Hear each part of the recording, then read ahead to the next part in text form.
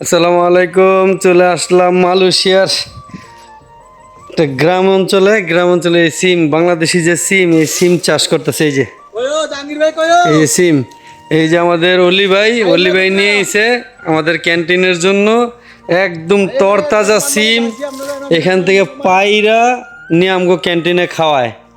এই একেবারে একদম পুরা তাজা সিম,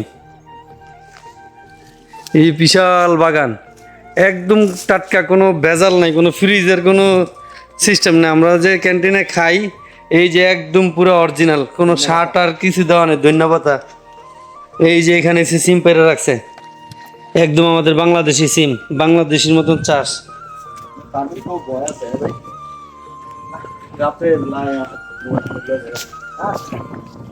আস্তে আস্তে আমরা সিম বাগানের ক্ষেতের ভিতরে যাইতাছি। এখানে অনেক কিছু চাষ করে, সিম আছে, দেশি বেগুন আছে, করলা আছে, উস্তা আছে।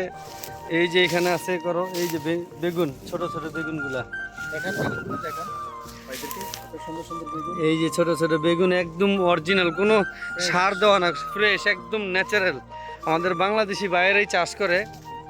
এই যে এখানে আইছি, এই আমি, জুম্মন ভাই, অলি ভাই, আমাদের সামনে আছে সুহেল ভাই।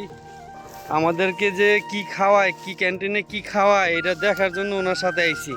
আমগরে যে এতটি মানুষের দায়িত্ব উনি পালন করে, উনি যে আমাদের ক্যান্টিনে খাওয়াইতেছে, এই জিনিসটা দেখার জন্য খালি ওনার সাথে আইছি। কোথা থেকে সবজিগুলো নিয়ে আমাদেরকে খাওয়ায়, এই জিনিসটা দেখার জন্য একদম সরজমিনে আমরা আজকে আইলাম।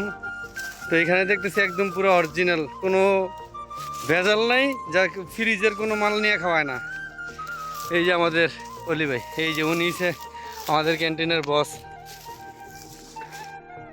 এই যে যত ভিতরে যাবো ততই সিম, এই যে বড় বড় সিমের যে একদম পাই। এই যে আমাদের সোহেল ভাই, জুম্মন ভাই, এখানে পাম বাগানের মাঝে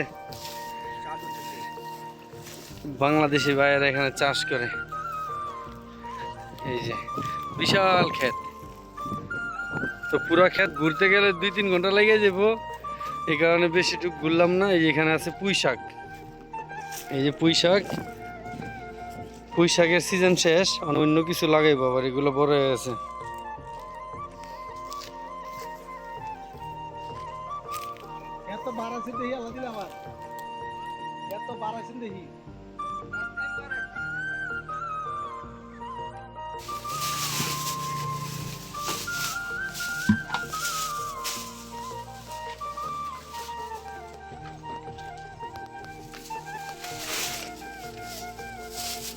কি বস, মাথায় হাত দিয়ে রাখছেন কে? আমি একের পুরো টাটকা জিনিস খাওয়াইতেছেন, নাম করে আবার মাথায় হাত দেন কে? হ্যাঁ, আপনার চিনে কেন?